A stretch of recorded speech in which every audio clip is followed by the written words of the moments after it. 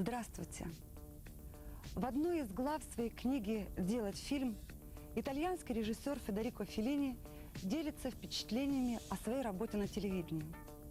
Величайший мастер мирового кинематографа считал свою работу на телевидении неким экспериментом, который дал весьма посредственные результаты. Ведь в отличие от кино и театра, пишет он в своей книге, не публика покидает свой дом и идет к тебе, а ты идешь к публике. И куда, главное, ты приходишь? Может, там возникает желанная близость, позволяющая рассчитывать на то, что твои слова дойдут до зрителя самым непосредственным образом?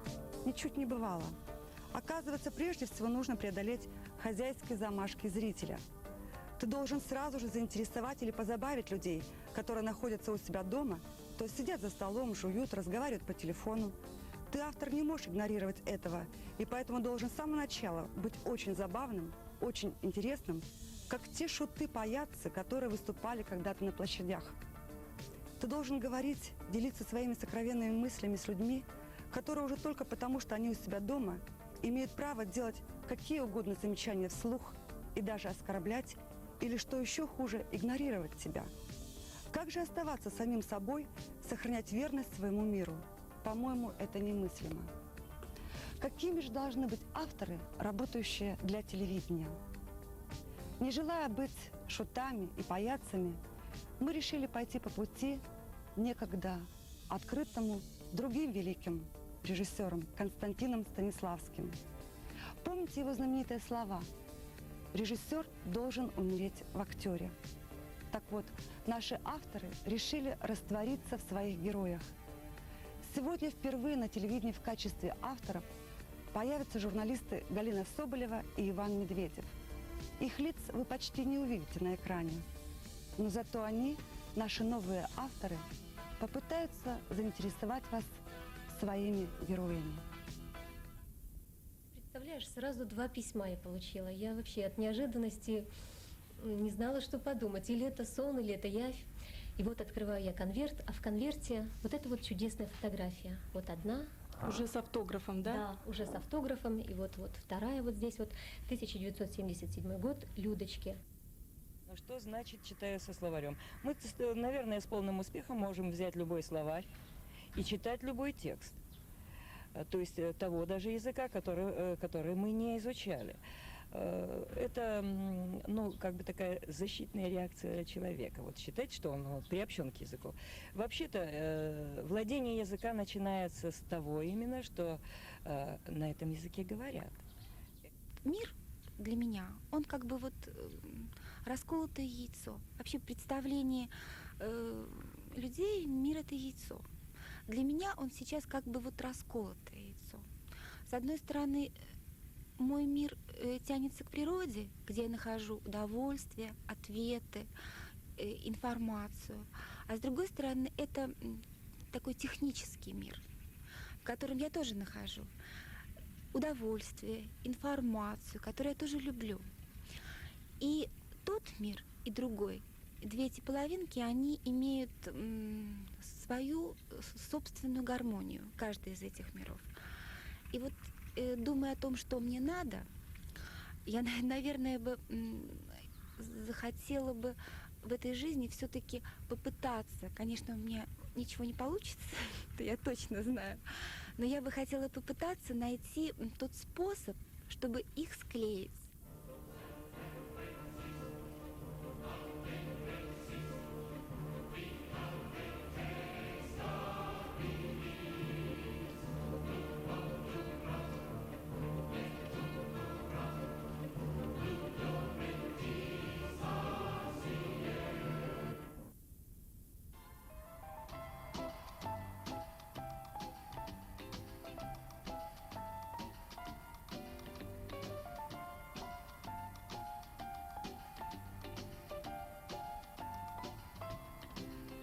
С тех пор, как из рядовой массы людей выделились знаменитости, у наиболее рьяных их поклонников, апачи-поклонниц, вошло в обычай хоть что-нибудь да поиметь от любимой звезды, обязательно что-нибудь материальное, осязаемое, чего касалась рука кумира.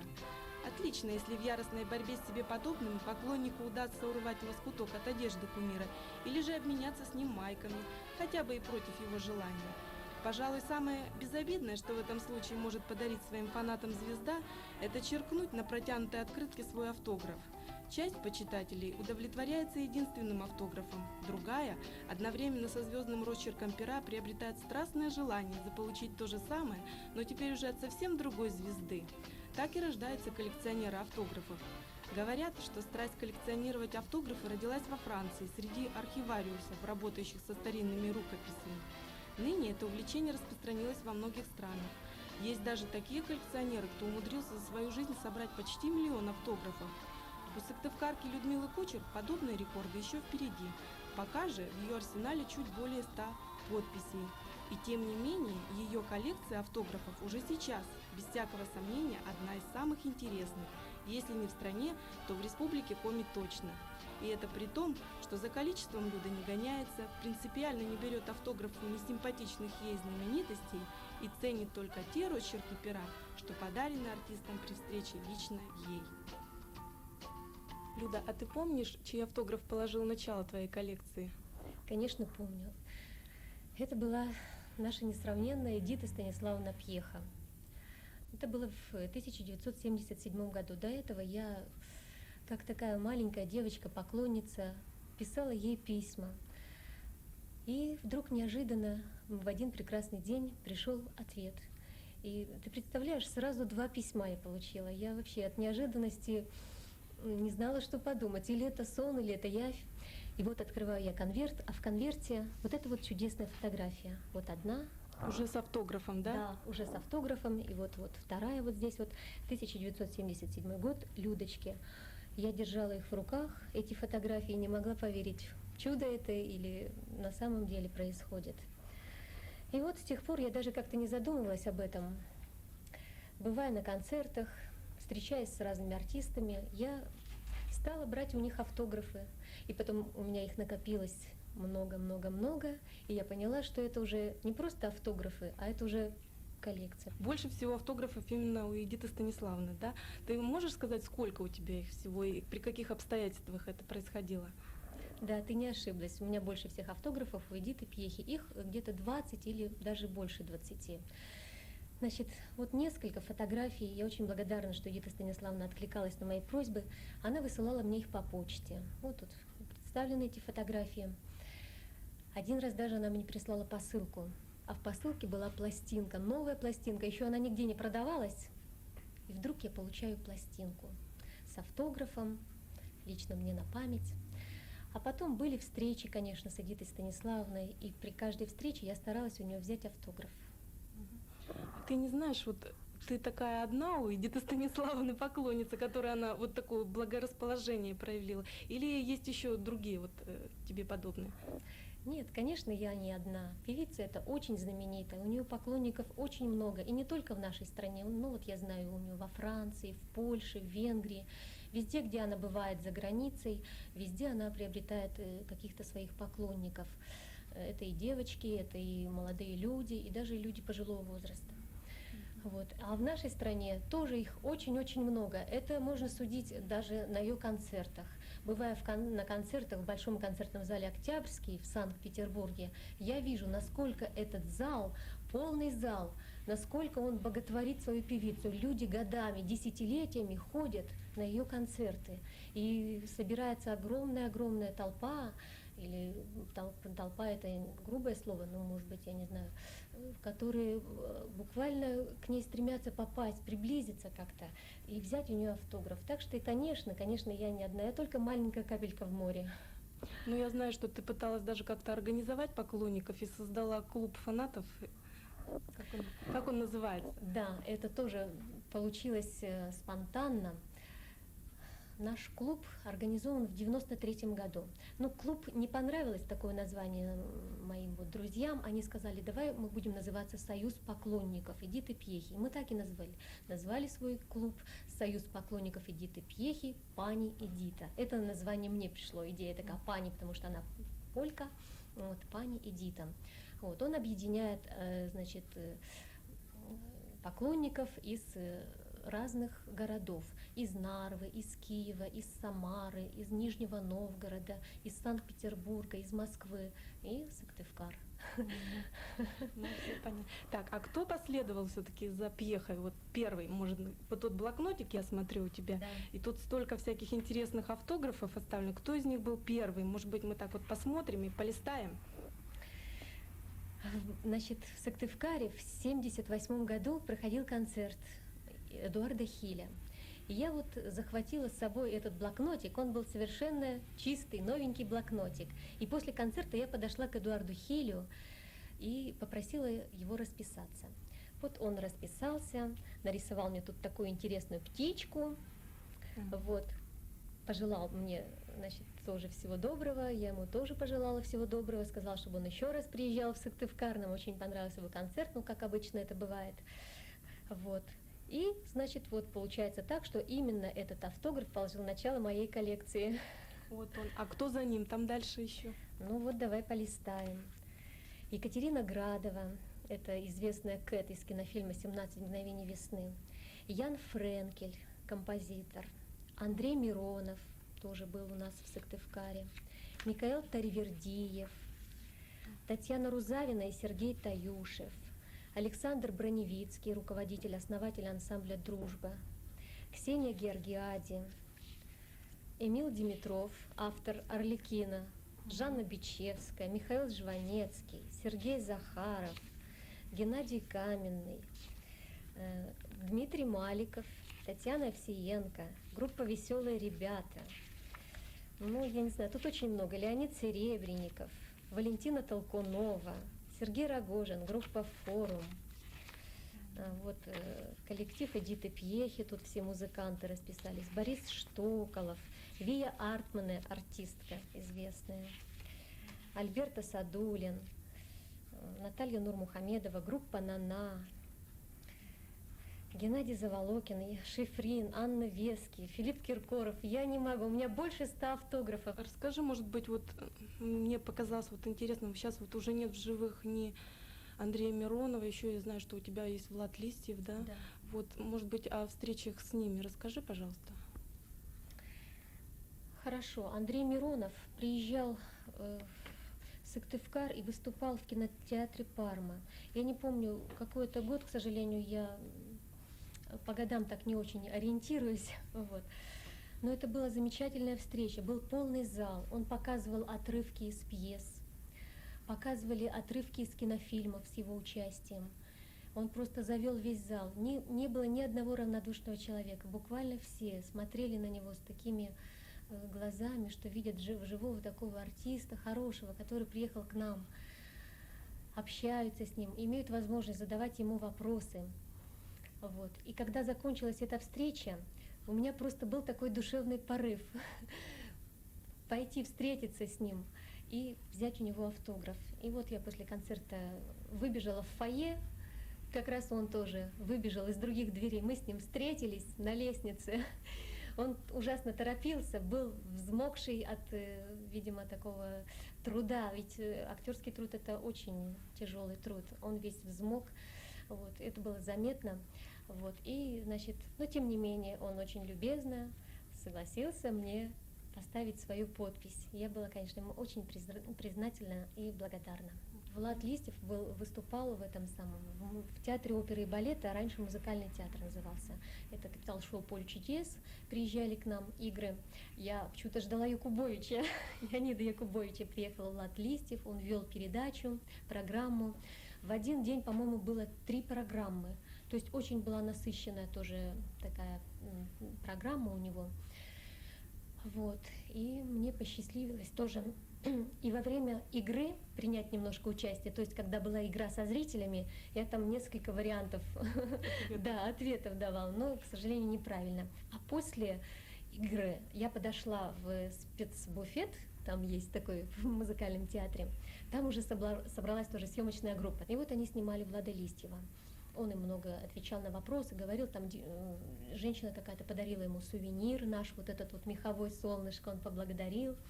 Вот. Ну и потом настала моя очередь. Я к нему подсела вот так же за столик и попросила расписаться. Он расписался, немножечко мы поговорили тогда о профессиональных вопросах, там связано было с телевидением, там были всякие перестановки, вот я его спросила, как он относится к этому, там смена власти, по-моему, была руководство телевидения, вот, он мне все это рассказал немножечко, а потом он говорит, ну все, в общем, уже я устал. Я говорю, ну хорошо, пожелайте что-нибудь тогда, я собиралась писать тогда статью в газету, и говорю, пожелайте что-нибудь нашим читателям. Он говорит, ой, вы знаете, я не умею желать. Я говорю, ну хоть тепла пожелайте, декабрь был у нас. Я говорю, так холодно. Он говорит, конечно, холодно, у вас теплее, чем в Москве на 1 градус. Мгм. Это было за год примерно до смерти Листьева. Это был 92-й год, а он погиб в 95-м. Вот интересно, потому как человек дает автограф, можно судить о его характере, каких-то личных качествах? Конечно. Вообще каждый талантливый человек — это загадка. И мне всегда интересно встречаться с талантливым человеком, потому что я хочу выявить его суть, выявить его нутро, понять, чем талантливый человек все-таки отличается от неталантливого, хотя я считаю, что в каждом человеке есть какие-то таланты. И вот зачастую именно эти секунды общения, пока я беру автограф, человек может раскрыться. Я вижу, или артист надменен, тщеславен, или, может быть, он раним и ищет в твоих глазах какого-то обожествления или поклонения. Ведь каждому артисту хочется, чтобы его любили. Счастлив артист или нет, тоже видно, потому как он дает автограф. Вот у тебя, наверное, были разные случаи. Ты можешь припомнить, вот как бы удачно, когда ты взяла удачно автограф, и когда, может быть, у тебя остались какие-то неприятные, осадок остался неприятный? Ну, давайте сначала о хорошем. Я хочу сказать, что, в принципе, все артисты молодцы, большие трудяги, и они всегда идут навстречу. После концерта, отработав тяжелый концерт, они никогда не против поговорить с тем, кто подошел за автографом, и дать автограф. Ну вот припоминается все-таки мне один случай, который, ну, можно сказать, какой-то неприятный осадок все-таки остался в моей душе. Это был праздник на стадионе, 60-летие Коми СССР тогда еще. Огромный, большой праздник, было масса артистов приглашены, полный стадион народа. Много выступало артистов, и Геннадий Хазанов, Людмила Зыкина, оркестр под управлением Юрия Силантьева. Вот. И в том числе там Александр Масляков вел программу большую. Вот. И почему-то мне захотелось именно к нему. Я тогда любила «А ну-ка, девушки», смотреть его передачи. Вот. И я к нему подошла с таким хорошим настроением, попросила: Александр Васильевич, распишитесь мне, пожалуйста. По-моему, он даже не услышал моего вопроса или просьбы моей. Он стоял и курил. Я к нему с другого боку подошла, опять попросила: Александр Васильевич, распишитесь, пожалуйста, мне на память. Вот он взял мою ручку, как-то вот так вот расписался, даже не глядя в мою сторону. Расписался, я сказала: большое вам спасибо. Не отреагировал никак, даже не взглянул на меня, может быть, так как-то мельком. Вот я ушла, и действительно вот в душе что-то такое у меня было немножечко как-то не то, как обычно при встрече с артистами, обычно окрыленный такой, возвышенный уходишь, что вот наконец-то ты взял автограф у артиста, который тебе нравится. Ты после этого разочаровалась в Александре Васильевиче? Конечно, я его стала просто ближе немножко как-то понимать, вот, но тем не менее я смотрю с большим удовольствием все равно его КВНы. Вот. А наоборот, когда, может быть, тебе артист не только там как-то вот дал автограф, но и пошел навстречу, помог, может быть? Ну, можно вспомнить случай с Анной Вески. Вот, но тогда я брала у нее не только автограф, но я делала передачу для радио. Меня попросили сделать музыкальную передачу, и я у нее записала интервью. Взяла автограф и записала интервью перед концертом. Когда же концерт начался, я там в закуточке прослушала свою запись и к своему ужасу обнаружила, что ничего не записалось. Ничего. Пленка была сжёвана, я не знаю, то ли диктофон какой-то попался мне не в порядке. И я же думала, что же мне теперь делать? Я обещала, передача уже стояла в графике выпуска, и мне нужно было бы срочно именно вот сдать это интервью. Весь концерт я смотрела на Анну Вески и думала: подойти мне к ней или все-таки не стоит. Ну, неудобно. Вот. И все-таки я как-то переломила себя, да, вот, и решила подойти к ней. Подошла к ней и попросила у нее еще раз. Я говорю, если можно, если вас не затруднит, пожалуйста, давайте еще раз мы с вами поговорим. Она говорит, покажи мне свою кассету. Взяла мою кассету, унесла к своим ребятам, к звукорежиссерам. Они проверили, действительно, ничего не записалось, не подлежит восстановлению. Она говорит, ничего, Людочка, бывает и не такое. Давай, говорит, снова запишемся. И поэтому мне этот случай запомнился надолго. Это было уже очень давно, несколько лет назад. Но Анна Вески меня просто потрясла вот таким своим великодушием. Обо всех обстоятельствах своих встреч со звездами Людмила Кучер может рассказывать до бесконечности. Ей есть что поведать даже о тех, с кем она не смогла встретиться, как, скажем, с Аллой Пугачевой или Игорем Корнелюком. Кроме звезд эстрады, у нее есть автографы святейшего патриарха всея Руси Алексея II и президента России Бориса Николаевича Ельцина. У обоих ей удалось взять автографы во время их приезда в Сыктывкар. Причем с Ельциным Людмила встречалась дважды. В первый раз накануне его победы на первых выборах президента России. Все знаменитости, беря в руки Людин блокнот, сначала с любопытством его перелистывают и уж потом с большим удовольствием пополняют эту звездную коллекцию. Осень плачет дождем, дай руку мне, так теплей. Хочешь, вместе уйдем от суеты, от людей. И будет вечер белым-белым, с нитями звездных рек. Там, где рисует белым мелом на тротуарах снег. Знаешь, все пустяки, когда вдвоем, как один. Будут ссоры легки, а плач и смех без причин. И будет вечер белым-белым, с нитями звездных рек.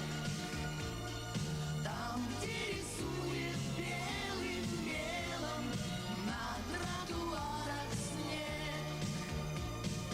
Ты устал, ну так что ж, вернись назад, будь честней. Ты с собой не возьмешь любовь и свет наших дней. И будет вечер белым-белым, с нитями звездных рек. Там, где рисует белым мелом на тротуарах снег. И будет вечер белым-белым, с нитями звездных рек. Там, где рисует белым мелом на тротуарах снег. И будет вечер белым-белым, с нитями звездных рек. Там, где рисует белым мелом на тротуарах снег. И будет вечер белым-белым, с нитями звездных рек. Там, где рисует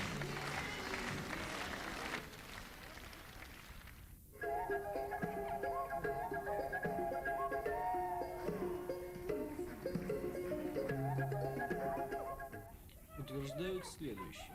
Чтение игр – единственное небесполезное времяпровождение.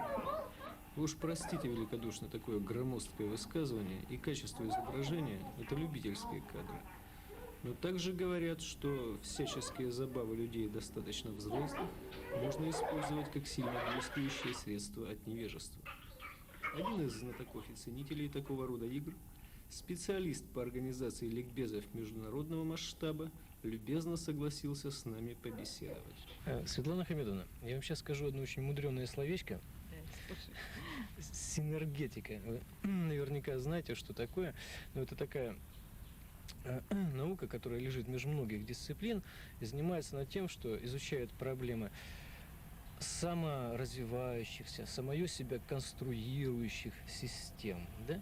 Ну как там это может быть и колония микробов, и стадо бизонов, и человеческий коллектив, а может быть и цивилизация. Но коль ваша тема люди, то скажите, как люди объединяются синергетически? Там, по каким признакам, какие магниты их притягивают, какие избирательные механизмы в этом действуют? Какие условные знаки они подают друг другу, если подают, чтобы найти друг друга, или как там, понимаете? Они же не масоны, там, условных значков, каких-то четко определенных символов нет, и на лбу у них не написано, кто они.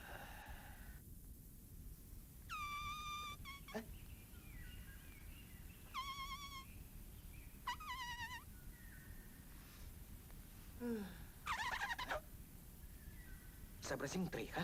Понятен ваш вопрос. Видите ли, Декстер, я имею в виду, что здесь именно основополагающим является считывание на бессознательном уровне информации. Это жесты, это то, как человек держится, это поза, в которой он стоит или сидит, скажем. То, что мы говорим, не знаю почему, но мне этот человек понравился, предположим, или этот человек отталкивает. Он не знает, но подсознание знает. Ага. Уж не этим ли способом вы определяете, когда сделать перерыв в ваших лекциях? Да, совершенно верно. То есть, ну, это, конечно, не секретно.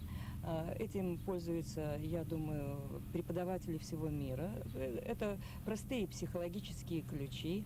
Ну, там, где мы не имеем в виду определенной длительности академические занятия, там все нормативно. А здесь это в интересах всей группы, в интересах, скажем, нашего результата, того результата, к которому мы стремимся в говорении. То есть, как только я увидела у 2 или 3 слушателей позу, доказывающую, что они, как мы это говорим, отплыли, отлетели, вот, то есть они уже не с нами, нет полной концентрации внимания, мы делаем перерыв, я делаю перерыв. Иногда, к удивлению слушателей, ведь, скажем, занятие только началось, прошло всего-навсего 20 минут. Ну, вообще известно, чтобы общение состоялось, необходим единый унифицированный код, доступный обоим участникам или нескольким участникам общения. Канай, и пусть канает отсюда, а то ему рога подшибаю, пасть порву, моргал и выколю. Всю жизнь работать на лекарство будешь. Сарделька, сосиска, редиска, новохудоносор, петух гамбургской. Так бы и сказал. Ну, такие вещи просто, скажем, когда это не на уровне каламбура, мы на это не обращаем внимания. Предположим, стоит очередь. Мы подходим к очереди, мы спрашиваем, вы стоите? Естественно, мы видим, что человек стоит. Но, тем не менее, мы у него спрашиваем, имея в виду, стоите ли вы последним, или я стою за вами. Таких примеров масса. Он принимает этот язык, и здесь уровень смысла не имеет значения. Тут, за исключением тех вариантов, когда, скажем, это либо жаргонный стиль общения, или там, скажем, профессионализмы какие-то, где символика совершенно другая, значимость совершенно другая. Да как же тебя понять, коль ты ничего не говоришь? Языками не владею, ваше благородие. Вот обратили внимание, какая получилась драматическая ситуация? Вроде бы и человек-то образованный. А как и почему так получилось? Ведь очень много времени-то убиваем на изучение иностранного языка, а результат один. Ведь даже есть такой пункт в анкете, определяющий степень владения языком. Читаю со словарем. Полная иллюзия, что человек якобы приобщен к изучению иностранного языка, якобы он им владеет. Но что значит «читаю со словарем»? Мы, наверное, с полным успехом можем взять любой словарь и читать любой текст. То есть того даже языка, который мы не изучали. Это, ну, как бы такая защитная реакция человека. Вот считать, что он приобщен к языку. Вообще-то владение языка начинается с того именно, что на этом языке говорят. Это есть первый этап владения. А чтение, то есть как в реальной жизни, согласитесь, ребенок начинает говорить, он разговаривает, он понимает окружающих, а потом он начинает читать. И также должно быть и с иностранным языком. Предлагается какой-то материал на уровне значения. Но мы не общаемся, мы очень редко общаемся на уровне значения. Судите сами. Вот если бы я сейчас стала бы вам показывать на это дерево и говорить вам, вот дерево. Дерево такое-то. Это уместно в каком-то ботаническом саде, правда? А сидя здесь на лавочке, мы, наверное, будем говорить, какая чудесная тень идет от дерева, как приятно под этим деревом. Ну и в зависимости от уровня человека, какая энергетика и так далее, здесь уже другое. То есть уровень общения идет иным. Или там, скажем, идет фраза, там, стол стоит, это парта, это стена. Это можно говорить в особых случаях. То есть тогда, когда это имеется в виду. Oh, my friend. I am happy to see you. Oh, yeah. Метод называется эмоционально-смысловое общение.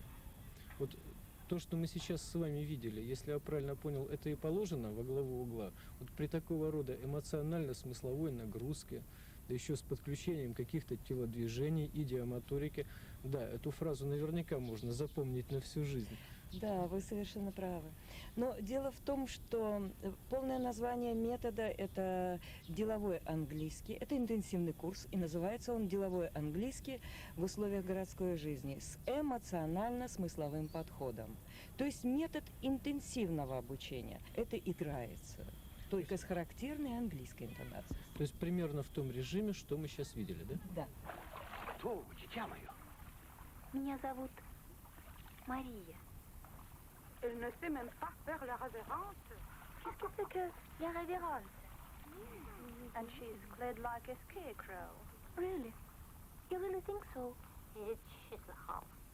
А откуда вы знаете языки, дорогая Мария? Ваше Величество, я их совсем не знаю. Я просто слышу и стараюсь понять. А уж отвечается как-то само по себе. Это невозможно. Возможно, Ваше Величество. Нужно быть просто немножко внимательнее к людям. Это возможно? Вот такое понимание. Вы знаете, я полагаю, да, это возможно. Но, конечно, можно с улыбкой к этому относиться, если это соотнести с теорией реинкарнации. И по этой теории мы проживаем не первую жизнь, естественно, мы уже жили на нашей планете. И кто знает, человек жил именно в этой стране и знал этот язык. Ну, сейчас очень много статей на эту тему, и, вероятно, наши зрители прекрасно знают эти случаи, когда человек, например, либо в состоянии постнаркозном состоянии, скажем, начинает говорить на каком-то языке страны, где он никогда не жил. Этот феномен объясняется чем? Тем, что подсознание хранит эту информацию, но она заблокирована. И в какие-то экстремальные моменты, скажем, где-то, или это могут быть и не экстремальные моменты, а моменты, когда открывают творческие каналы у человека. Это в нем просыпается, и он начинает понимать. Чем и объясняется феномен общения людей, которые совершенно не знают языка представителя, с кем он говорит, но они понимают друг друга. Думают, что это только считывается только с помощью жестов, мимики и так далее. Но там могут быть целые рассказы, и даже люди могут шутить на родном языке, а тот, который не знает его родного языка, он будет с ним смеяться, и он понимает соль этой шутки. Бомбарбье. Киргуду. Шутка. Шутка. Очень часто говорят, что английский юмор, дескать, нам непонятен. Это неправда. То есть он непонятен только тем, который не улавливает, скажем, этих каламбуров. А почему он не улавливает? Потому что он не знает разных пластов лексики. Убегать. Канать, обрываться, Правильно. Говорить неправду. фуфло толкать, Хорошо. и так, Пивная. тошниловка, Ограбление. гоп-стоп, Нехороший человек. редиска, Хороший человек. забыл. Сейчас. Как избежать вот такого рода казуса? То есть я имею в виду беспереводное понимание.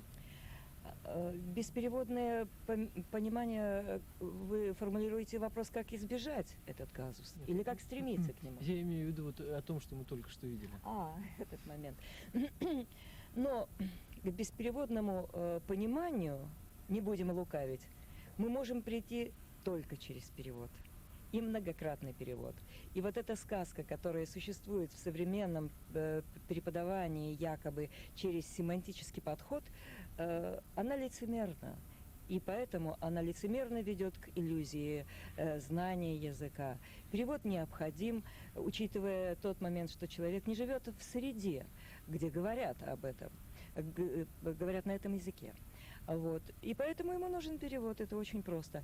Но через тренировку, через восприятие, через вариативность этой фразы и понимание ее, что в этой обстановке эта фраза обозначает именно это, а в этой другое совершенно, он потом подходит к беспереводному овладению языка.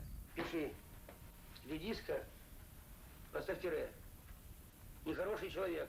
Раскалываться – это значит предавать, сознаваться. Мягкий знак поставь. Шухер-опасность. Скачок-ограбление. Записал? Да. А теперь, Федя, скажи Васе все, что ты ему сказал раньше, нормально, на гражданском языке.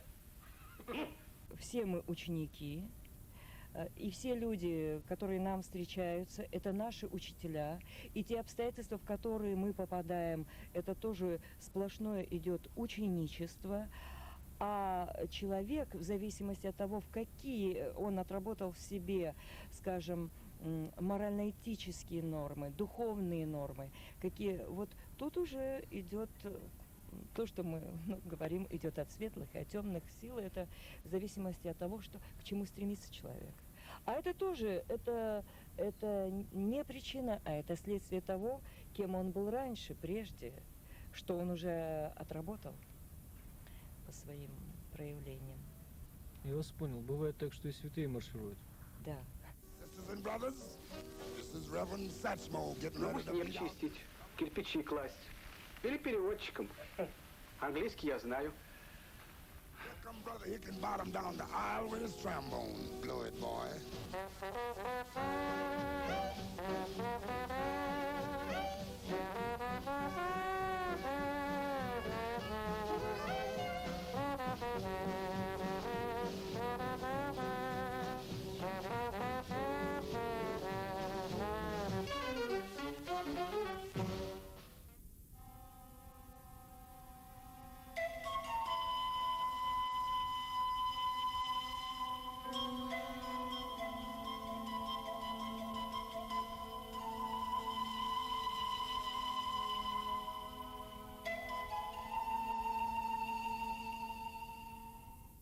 Я думаю, что я не окажусь единственным человеком в этом мире, который ответит, что, наверное, самое главное, наверное, что мне нужно, это разобраться, что мне надо. Вот, наверное, это самое главное есть.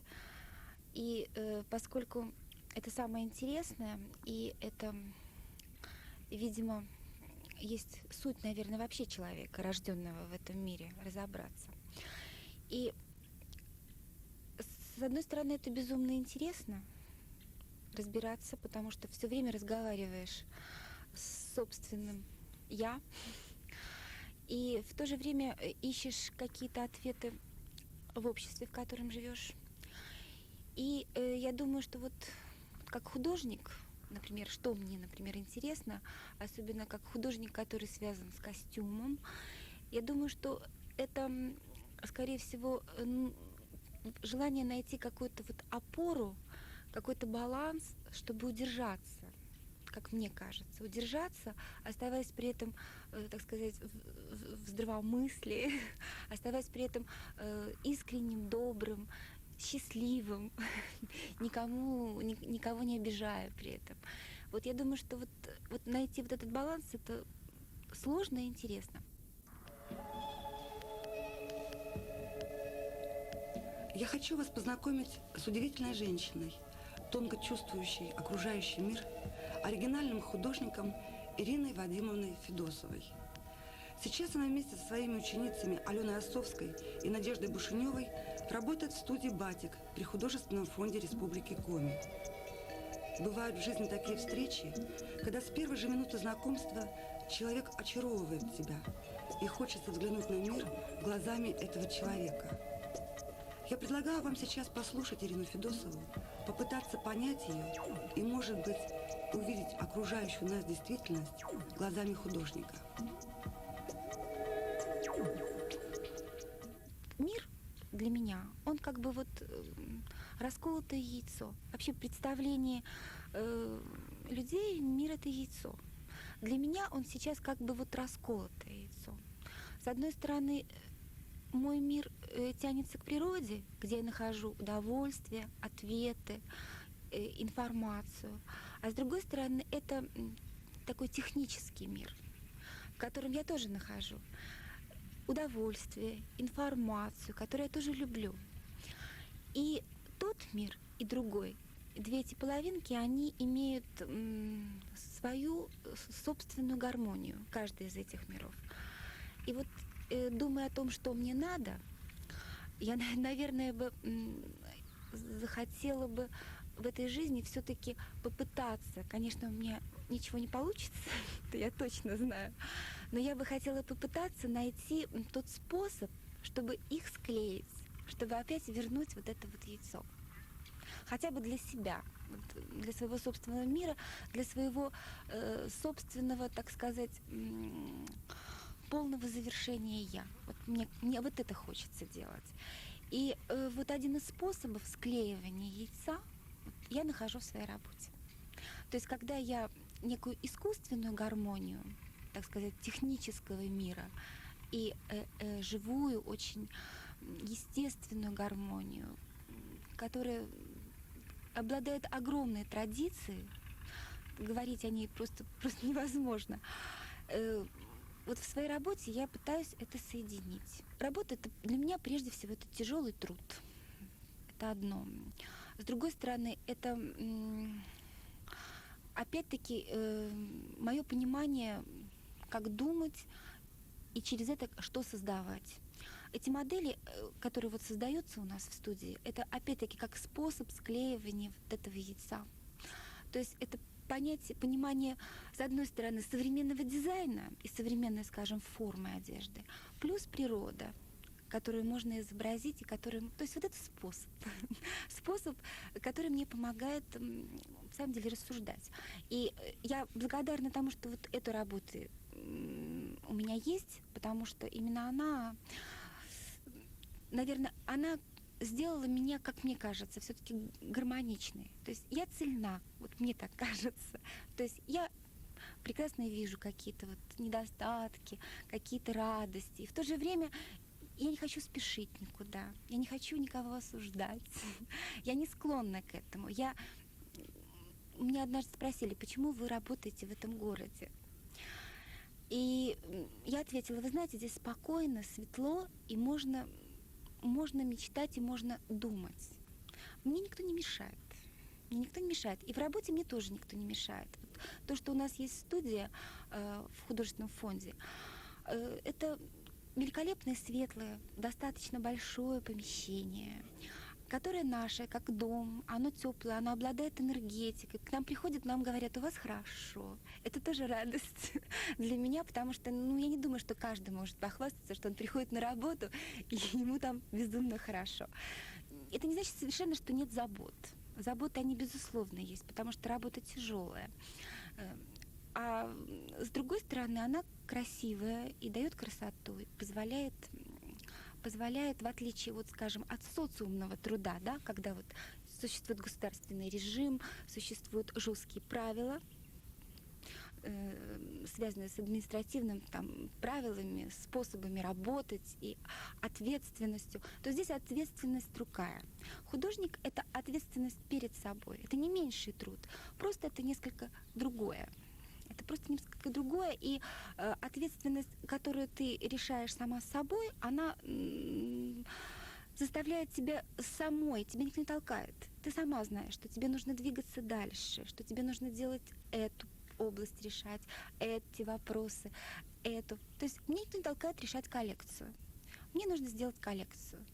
Это не просто идея, так сказать, из бредовой головы некой художницы, которая хочет вдруг сделать коллекцию. У нее нет денег. Она просто желает расписать ткани и сшить костюмы. Это совсем не так. То есть мне хочется закончить свой собственный какой-то этап работы. Я требовательна к себе, я вынуждена быть таковой в этом мире. И я работаю, заставляю работать других, может быть, принуждая иногда, требуя. И таким образом совершаются шаги. Мир не воспринимает, скажем, данные костюмы как, так сказать, как товар, как реальный товар, который на улице может появляться. Я этого не требую, и у меня такой задачи нет. Мне просто хочется показать, что как таковая ткань, текстиль, вот она мне скучна. Это вот моя, скажем, претензия. Вот она мне скучна, она мне неинтересна. Мне хочется раскрасить. Может быть, в данной работе мне хочется поиграть в куклы. Большие, да, женщина-кукла. И вот это интересно. Ну, могу я себе такое позволить? Вот я хочу себе это позволить. С другой стороны, мне, например, кажется, что через вот этот вот объем, через архитектонику костюма, я лишний раз я пытаюсь это, многие люди не понимают, но все-таки я пытаюсь объяснить, что костюм — это такая круглая форма, которую вот она всегда бывает разной. Даже из обычной ткани, поскольку сам стержень — это фигура человеческая. Если вы себя рассмотрите в зеркало, она всегда разная. И эти ракурсы, они тоже интересны, потому что они рассказывают о многом. О тяжести, усталости, о светлости, ясности. Вот этот эмоциональный, эмоциональный стержень, он обязательно присутствует в работе, и он обязателен, поскольку вот на плечи возложила я показать, что вот это так. И я думаю, что поскольку вот реакция с показов коллекции бывает разной, но в основном она так вздохнуть хорошо. То есть все-таки, раз это положительная реакция, значит, все-таки вот этот труд, он не просто так.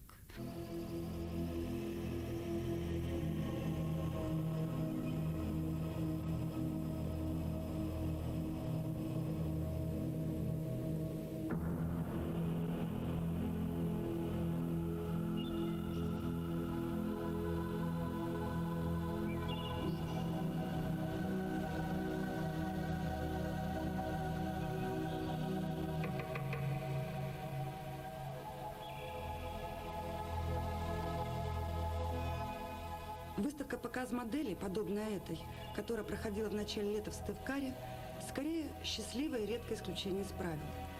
Такие праздники красоты без поддержки спонсоров Ирине Федосовой пока не под силу. Хотя ей уже есть что показать, ведь ее коллекция насчитывает свыше 50 моделей.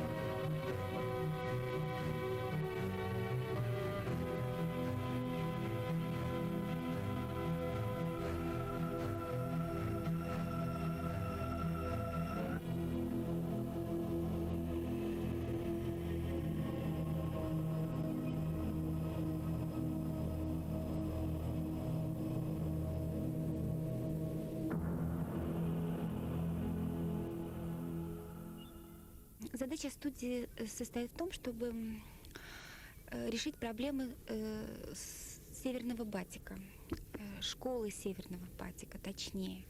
То есть, существует московская школа батика, существует питерская школа, существует, скажем, азиатский батик, ну и так далее. Если по всему миру бегать, очень много, так сказать, техник и каких-то тем.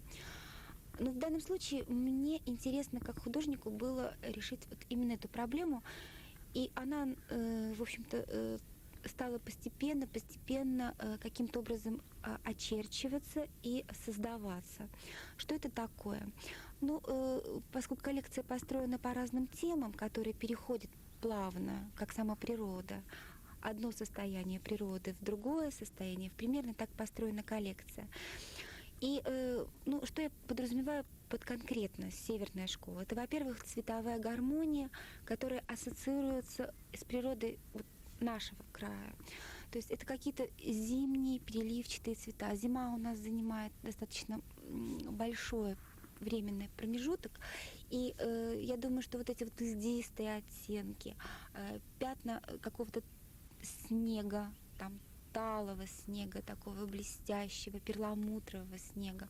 Это какие-то, скажем, набор или какой-то хаос и динамика пятен, которые напоминают вот иней, изломы, там скалы какие-то такие ледяные, деревья, там веточки в снегу замерзшие, трещинки всевозможные.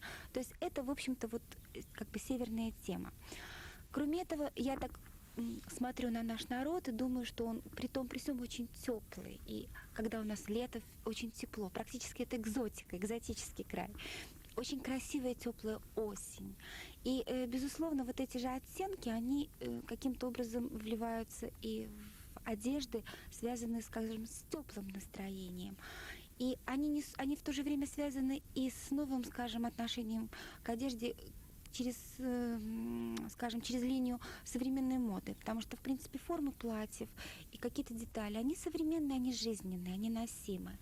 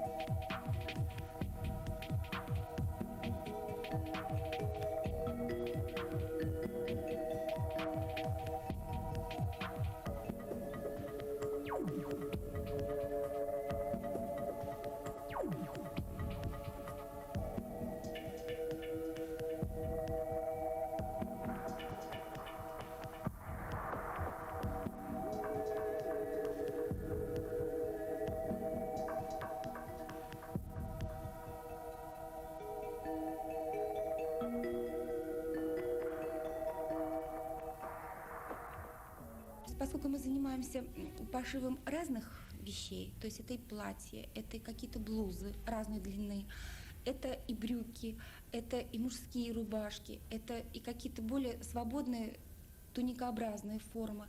Поэтому вот диапазон, он достаточно широк, он, в принципе, бесконечен. Как бесконечно, скажем, цветовое решение, так бесконечная форма.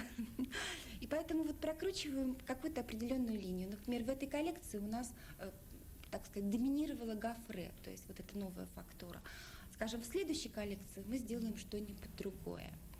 Вот. А перспектива у нас интересная. То есть мы хотим создать вот коллекцию как дерево в плане рождения, некая маленькая история того, какими мы были, какими мы станем. Но это философия, это вот как мы живем, так мы как бы и работаем.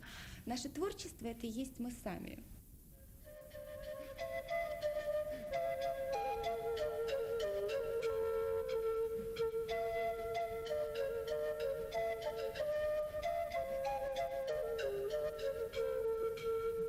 Сегодня я всю правду расскажу, почему я да на улицу не хожу. Ох, лёли, лёли, ох, лёли, почему я да на улицу не хожу. А да на волю влёт сердце, брошу я на улицу ходить. Ох, лёли, лёли, ох, лёли, брошу брошу я на улицу ходить, брошу я на улицу ходить, перестану кучерявого любить.